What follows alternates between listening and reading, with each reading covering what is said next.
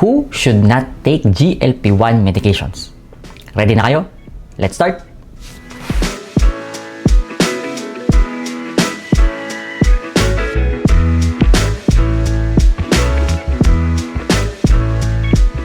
Good day again guys, this is Dr. Ivan Godal, your internist and your endocrinologist. Here in this page and in this channel, we try to educate people regarding diabetes, thyroid, and other hormonal diseases. If you're new here, thank you for visiting. If you've been here before, syempre maraming salamat sa pagtuloy na pagsuporta.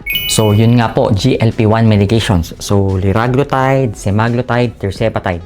Or mas kilala po sila sa brand name na Saxenda, Ozempic, Wegovy, Zepbound, or Mounjaro. They are usually being given as a medication for diabetes and obesity. But is it safe for everyone? Or to answer the question, sino ba yung mga taong hindi mo dapat binibigyan ng mga ganito? We'll talk about this based on the guidelines, endocrine recommendations, and of course yung mga landmark clinical trials po nila. O recap lang po ulit, ano po yung GLP-1 medications? GLP or yung dual incretin agonist GLP and GIP. These medications mimic the hormones involved in appetite control, insulin release, blood sugar regulations, and of course, fullness and satiety. Although pares lang ata yung fullness and satiety dun sa appetite control. So yun nga po yung mga sinabi ko, liraglutide, semaglutide, tirzepatide. Ito yung mga available po dito sa Pilipinas. And from these medications, may mga landmark studies po sila. Leader for liraglutide, sustain and step for semaglutide, and surpass and surmount for tirzepatide. So itong mga gamot na to, may mga studies po sila guys. Para malaman kung safe ba yung gamot, effective ba yung gamot, or may mga additional bang benefits to with regards to not only the blood sugar and weight control. Dito rin po nila nalalaman sa mga studies na to, ano ba yung mga pasyente na dapat medyo babantayan mo o ipagbabawal mo yung pag-inject ng mga gantong gamot. So ito po yung mga scenario. Number 1, people who have medullary thyroid cancer or dun sa mga may MEN2 syndromes. MEN2 meaning multiple endocrine neoplasias. So guys, relax lang. Hindi mo kailangang intindihin or memorizing itong mga to. Napaka-rare lang po nitong mga to. Kailangan po sabihin nyo kaagad sa doktor na yan. Kasi bawal po na ikaw ay nag-i-inject. Based kasi sa studies, although rodents lang siya, hindi pa yung sa tao, may tendency kasing magpa-increase ng C cells o yung tumor cells mismo. So, more problem kung ikaw ay may mga ganito. Although this is only a theoretical risk, syempre, based sa guidelines, kailangan iwasan na or be cautious na kumbaga. Just remember guys, medullary thyroid cancer is different from hypothyroidism, Graves' disease, Hashimoto's, o yung mga typical thyroid cancers natin. Namely, yung mga papillary or yung mga follicular thyroid cancer. Most likely, kung ikaw ay pasyenteng may medullary or MEN2, alam mo na yan. Kailangan mo ka lang kaagad sabihin sa doktor mo.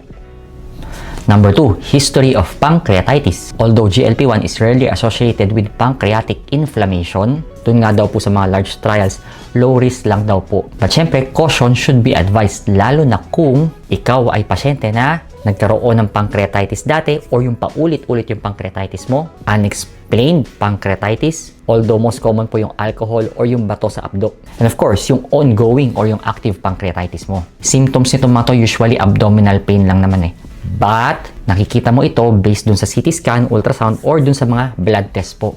So, kailangan kapag meron kang history na medyo parating sumasakit yung tiyan mo at sinabi sa'yo ng doktor mo dati, parang may pancreatitis ka before, nagkaroon ka na ng pancreatitis, sabihin mo po sa doktor mo yon. Sabihin mo sa doktor na magbibigay sa'yo ng GLP-1 or injectable, bawal din po yung mga yon. Associated with pancreatitis, number 3. Those who have with severe GI disease or yung gastroparesis. O remember, GLP-1 slows your gastric emptying. Kaya nga mas nafe-feel ng mga tao, busog pa siya at mas nagle-less yung pagkain po nila. However, dun na sa may history ng previous gastroparesis, hindi masyadong gumagalaw ang kanilang tiyan. Parating constipated ang isa sa mga most common symptom na to.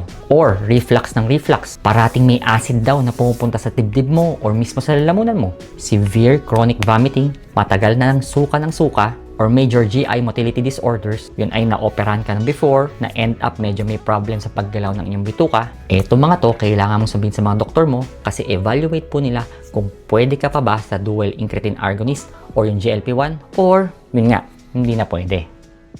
Number 4, pregnant and breastfeeding women. Most likely kasi yung data with regards to breastfeeding patients or yung mga buntis na limited pa lang. Syempre dun sa mga trial na gamot, hindi naman natin binibigay usually itong mga to.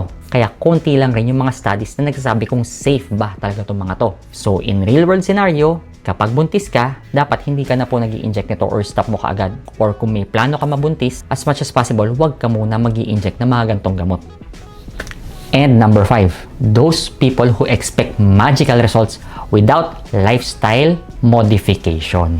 O remember eto mga gamot nito, may mga landmark studies po sila. With regards to obesity, these medications are being given on top of behavioral therapy, diet modifications, and physical activity. Ibig sabihin, etong mga injectable po binibigay habang ginagawa mo dapat yung pagkain mo na maayos and pag-exercise mo. Hindi ka lang aasa doon sa injectable na gamot. Kasi number 1, rebound weight regain ay napakataas ng tsansa kapag hindi ka nag-exercise o walang pagkain na maayos. And number 2, with the loss of fat mass, naglo-loss ka rin ng muscle mass. Kaya dapat advice namin resistance exercise dun sa mga nag-i-inject na mga gamot na to. O remember guys, this is not a magic medication. Kailangan may tulong pa rin ng inyong mga sarili.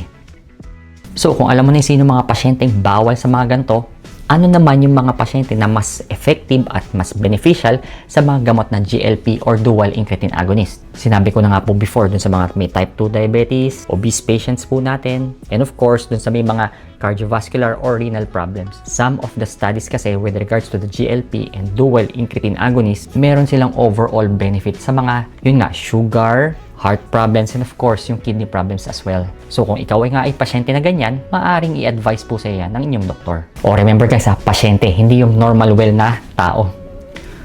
Okay guys, key takeaways. GLP-1 medications can be life-changing to a patient. Siyempre, kailangan lang po ng proper screening, kung pwede ka ba dito or hindi. Medical supervision, dapat regular ang check-up mo. And of course, realistic expectation. Again, gagamitin mo to on top of lifestyle modifications and proper diet. Not everyone is a candidate, and that's okay. May mga taong pwedeng ito ang gamitin sa kanya at meron din namang ibang tao na iba ang way para mas mapababa mo yung timbang. Ang kailangan mo lang malaman, isa ka ba sa mga pwede nito or hindi pwede sa mga gamot na ito. Oh, I think that's it. Please like, share, and subscribe guys para mas dumami pa yung community natin.